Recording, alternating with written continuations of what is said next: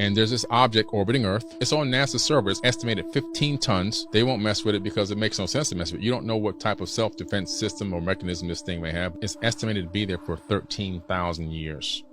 And how we get this number is the NSA analyzed the signal from it. A couple of astrophysicists analyzed the signal, and some ham radio operators back in the 50s also got the same signal, all independent, came up with the same translation, decoding of the signal, that it was saying it was from the Epsilon Boötis constellation.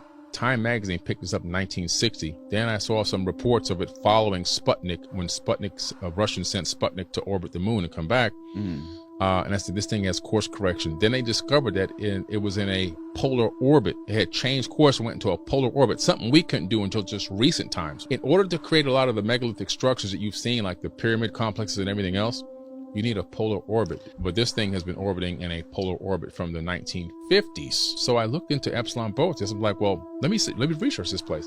Found out there's something called a void there. This void is called the Boötis void.